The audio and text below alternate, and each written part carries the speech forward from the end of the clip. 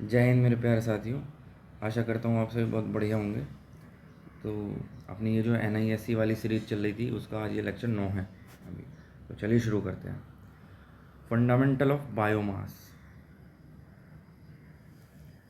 ये आपके सिलेबस का ही है, आप देखेंगे ना इसमें फंडामेंटल ऑफ विंड बायोमास वगैरह ये सब सिलेबस में ही उसी की वही टॉपिक है। तो biomass the photosynthesis foundation the photosynthesis foundation biomass energy is technically a form of stored solar energy. ये भी सोलर एनर्जी का ही पार्ट है। जो ऐसे विंड एनर्जी था वो भी सोलर का पार्ट था, ये बायोमास है, ये भी सोलर एनर्जी का ही एक पार्ट है। ठीक है, ये कह रिया है कि भाई इसका प्रोसेस क्या होगा। Plants used plant use solar energy to convert CO2 and water into carbohydrates। मतलब CO2 and water मतलब H2, इनको कार्बोहाइड्रेट में कन्वर्ट करने के लिए प्लांट बनाए जाते हैं, वही बायोमास प्लांट कहलाते हैं। चलो इसकी केमिकल इक्वेशन देख लेते हैं। 6 CO2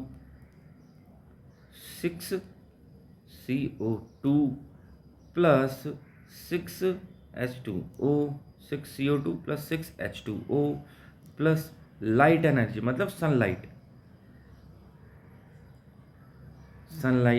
ठीक है, इसके बाद में ये दे रहा है हमें 6H12O6 प्लस 6O2, ऑक्सीजन भी दे दिया है। देखो तो सही, 6C6H12O6 प्लस 6O2। ठीक है, तो ये इसकी केमिकल इक्वेशन में यहाँ लिख देता हूँ मैं इसको, थोड़ी जगह यार यहाँ लिखता हूँ। यहाँ 6CO2 plus 6H2O plus sunlight इसको मिलेगी। ठीक है, उसके बाद में C6H12O6 प्लस 6O2, ये C6H12O6 प्लस 6O2। ठीक, अब आगे बढ़ते हैं। कार्बन न्यूट्रलिटी, वही कार्बन न्यूट्रल हो जाए, जितना जनरेट हो रही है उतना एब्जॉर्ब हो जाए। When biomass is burn it releases the same amount of CO2 it absorb during the growth.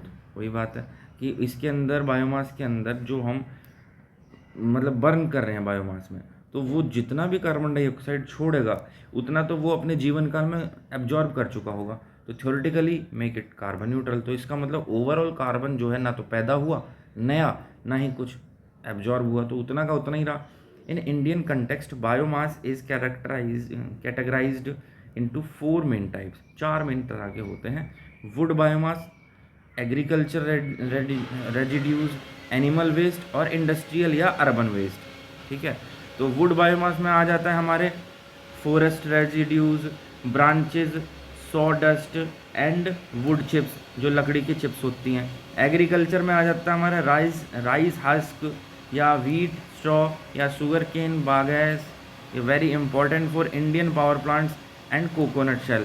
Animal waste में आ जाता है cattle dung and poultry litter used for biomass. Industrial waste में आ जाएगा हमारा म्यूनसिपैलिटी का जो सॉलिड वेस्ट होता है एंड फूड प्रोसेसिंग वेस्ट। ठीक, बायोमास कन्वर्जन टेक्नोलॉजीज, इसमें क्या है भाई, this is the most exam heavy section. Biomass can be converted into energy through these 3 primary routes. एक है थर्मोकेमिकल कन्वर्जन, एक है बायोकेमिकल कन्वर्जन, एक सीधा सीधा केमिकल कन्वर्जन। ये 3 तरीके हैं। तो थर्मोकेमिकल में देखो, थर्मो का मतलब होता है हीट और केमिकल का मतलब होता है केमिकल। ठीक है, बायो का मतलब होता है कोई मतलब बायोलॉजिकल चीज़ प्लस केमिकल। तो देखो पढ़ते हैं। थर्मोकेमिकल का मतलब है थर्मल मतलब हीट, तो कंबशन होएगा direct burning in the presence of excess air to produce steam for electricity. Gasification, heating biomass with limited oxygen to produce syngas. Syngas मतलब synthetic gas which is a mixture of hydro H2 and CO and CH4। Syngas किसका mixer है, H2 plus CO plus CH4। ये question पूछा जा सकता है कि syn gas के अंदर क्या क्या पाया जाता है। Which of the following are the components of syn gas, H2, CO and CH4। ठीक है, syn gas has a lower heating value than natural gas but can run internal combustion engine. Syn gas की जो heating value होती है वो कम होती है natural gas से, लेकिन ये इंटरनल कंबशन इंजन को रन करा सकते हैं। सिन गैस मतलब सिंथेटिक गैस, जिसके अंदर H2CO और CH4 मतलब मीथेन गैस पाई जाती है। पायरोलाइसिस क्या है? Heating biomass in complete absence of oxygen, it produce bio oil, liquid, biochar, solid and syn gas. देखो गैसिफिकेशन में तो था कि लिमिटेड ऑक्सीजन की प्रेजेंस में इसको जलाओ, ठीक है, हीट करो जो बायोमास को। और पायरोलाइसिस है, ऑक्सीजन बिल्कुल होगी ना, कंप्लीट एब्सेंस ऑफ ऑक्सीजन, ठीक। तो जब लिमिटेड अमाउंट ऑफ ऑक्सीजन था तब सिन गैस बन रही थी, जिसके अंदर CH4 CO2 CH4 H2 and CO, hydrogen and CO थी। और ये जो पायरोलाइसिस है जिसमें ऑक्सीजन बिल्कुल भी नहीं थी, इससे क्या बनना था? बायो ऑयल, लिक्विड भी बनना था, बायोचार, सॉलिड भी बनना था, और सिन गैस भी बन रही थी, सिंथेटिक गैस भी मिल रही थी, ठीक है। अगला जो है वो है बायोकेमिकल। बायोकेमिकल में क्या? Anaerobic digestion. अनएरोबिक डाइजेशन का मतलब क्या हुआ? Breaking down of organic matter by bacteria in the absence of oxygen. Anaerobic मतलब जहाँ ऑक्सीजन ना हो, और एरोबिक मतलब जहाँ ऑक्सीजन हो। तो ये क्या है कि कोई भी ऑर्गेनिक मैटर है उसको बैक्टीरिया, छोटे छोटे कीड़े मकोड़े से जो होंगे, बैक्टीरिया जो होंगे, जो दिखा भी ना नंगे आंखों से, वो उसे छोटे छोटे मतलब उसको खा जाएंगे, उसे और छोटे छोटे पार्ट्स में डिवाइड कर देंगे, ठीक है, ऑक्सीजन की अनुपस्थिति में, ठीक। इसका जो प्रोडक्ट होगा बायोगैस बनता है। मेनली 55 से 75% जो है इसमें मीथेन होती है। 55 से 75% जो है इसमें मीथेन होती है, मतलब CH4। और इसमें लगभग 25 से 45% जो है वो CO2 होगी, कार्बन डाइऑक्साइड होगी, CO2, ठीक है।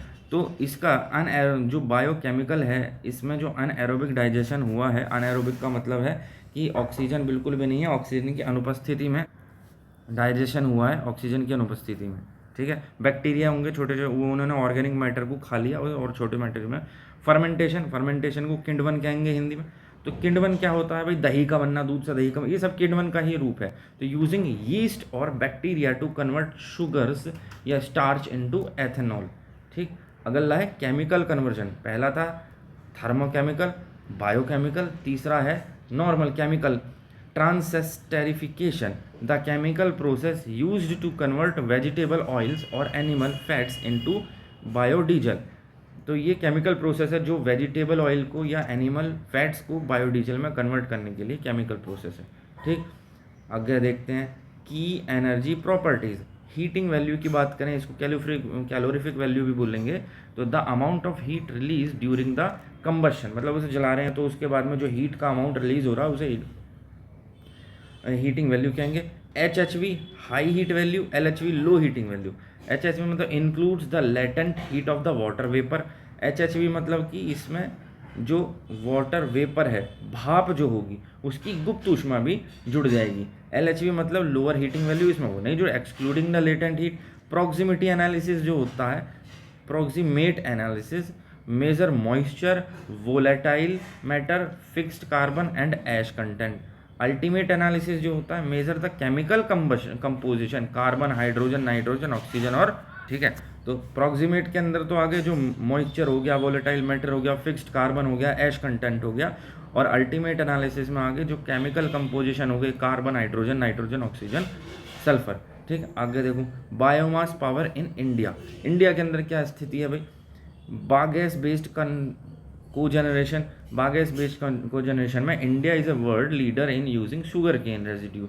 जो गन्ने वगैरह होते हैं उनकी जो वेस्ट बच जाता है, bagasse to produce both heat and electricity simultaneously, cogeneration, ठीक। अगला है natural bio energy program launched by MNRE, natural क्या हूँ, नेशनल बायो एनर्जी तो इसमें क्या है, नेशनल बायो एनर्जी प्रोग्राम में ये अपने जो MNRE मंत्रालय है, ministry of new and renewable energy वाला, इसने लॉन्च करा है to support biomass pellets, briquettes and power plants.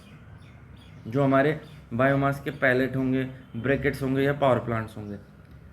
SATAT initiative, sustainable alternative towards affordable transportation, focuses on producing CBG, compressed biogas from waste biomass pellets क्या है? The ministry of power has mandate the co firing of biomass pellets 5 से 10% in coal based thermal power plant to reduce emission.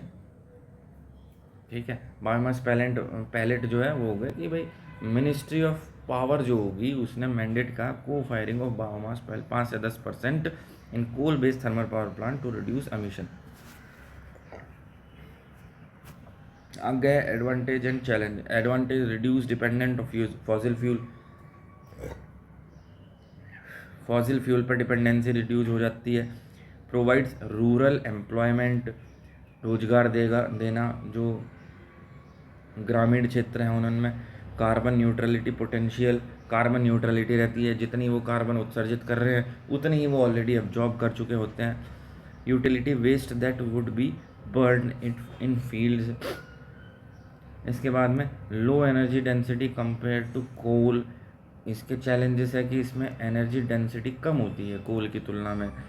Sensible availability, harvest cycle मतलब seasonable availability मतलब 12 के 12 महीने 30 दिन नहीं मिलते हैं, इनका सीजन होता है, जैसे गन्ने का सीजन हो गया, चावलों का सीजन हो गया।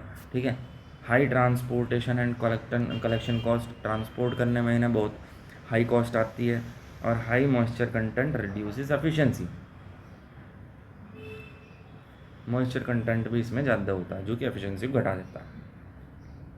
आगे देखो, quick formula for exam. The efficiency of a biomass power plant is typically, efficiency तो जो होती है वो आउटपुट अपॉन इनपुट ही होती है, यही होती है एफिशिएंसी। तो वही कह रहे the efficiency of a biomass power plant is typically electrical energy output upon input. Input में क्या दे रहे हैं? बायोमास फीड स्टॉक ही तो दे रहे हैं, तो उनका एनर्जी कंटेंट। ठीक है। इसके बाद general concept and photosynthesis. Biomass energy is ultimately derived from solar energy. The process by which plant store energy solar energy in biomass, so photosynthesis. Biomass is considered carbon neutral because जो CO2 उन्होंने release किया during burning equal CO2 उन्होंने absorb किया during growth. Which of the following is not a biomass source? coal is not a biomass source. The moisture content is in biomass generally heating value. जब जो मतलब moisture content होगा अगर वो उसमें उपस्थित है तो उसकी हीटिंग वैल्यू कम हो जाएगी। देखो नॉट अ बायोमास सोर्स कोल है तो क्या क्या है वो भी देख लो एक बार। राइस हस्क है, कैटल डंक है और म्यूनिसिपल सॉलिड वेस्ट है। Energy crops are plants specifically grown for fuel energy production. Which of these is a common energy crop in India? Jatropha. Jatropha is a common energy crop in India. The bulk density of a raw agriculture residues is generally very low. Densification of biomass. Densification of biomass मतलब pelletization. Increase the energy density and ease of transport. Pellet मतलब कि ये गन्ने की खोई है मान लो, तो ये बिखरी पड़ी, इनको मशीन से कंप्रेस करके, जैसे वो टीवी में दिखा मशीन में उन्होंने क्यूब सा बना दिया ना ऐसे, ठीक है, कोयले की बना दी ऐसे, इस तरीके से उनको एक डेंस कर देना, उनको एक जगह इकट्ठा कर लेना। ठीक है। The main chemical component of biomass are cellulose, hemicellulose और लिग्निन। अगला है anaerobic digestion occurs in absence of oxygen. The main constitution of biomass is methane CH4। What is the typical percentage of methane in biomass? अभी पढ़ा था 55 से 75%। The by product of biomass plant use as fertiliser is called slurry या digestate. Which bacteria are responsible for methane production in digester? Methanogens. The ideal temperature range for mesophilic anaerobic digestion 25 से 40 degree. Fermentation of sugar starch by yeast produce ethanol. The pH value of a healthy anaerobic digestion should be 6.8 से 7.5। Fermentation of sugar या starch ethanol. CN carbon to nitrogen ratio ideal for biogas production 20:1 या 30:1। ठीक है। Which gas gives biogas its characteristics rotten egg smell in smell? Hydrogen sulphide की वजह से सड़े हुए अंडे जैसे स्मेल आती है इसमें से। Gasification converts biomass into combustible gas mixture called the syngas. Producer gas producer gas में H2 था, CO था, CH4 भी था, ठीक है। इसमें सिन गैस में, सिंथेटिक गैस में the primary component of syn gas produce are CO and H2। Pyrolysis is the thermal decomposition of biomass in complete absence of oxygen. Pyrolysis होता है complete absence of oxygen. Fast pyrolysis is optimised to produce primarily bio oil liquid.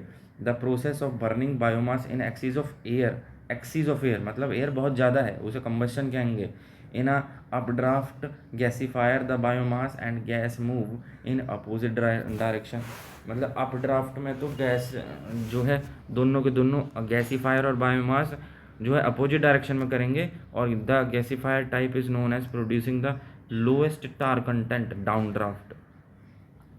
टोरेफेक्शन is also known as mild pyrolysis 200 से 300 degree Celsius. The solid residue left after pyrolysis is called biochar. Equivalence ratio is gasification is the ratio of actual air to stoichiometric air। कितने हो गए 30। चलो यार आज के लिए इतना ही काफ़ी है, मैं अब ऑफिस के लिए लेट हो रही हूँ, है ना, तो बाकी आके करता हूँ, ठीक है, ऑफिस भी जाना है यार। ओके, तो धन्यवाद, जय हिंद, वंदे मातरम।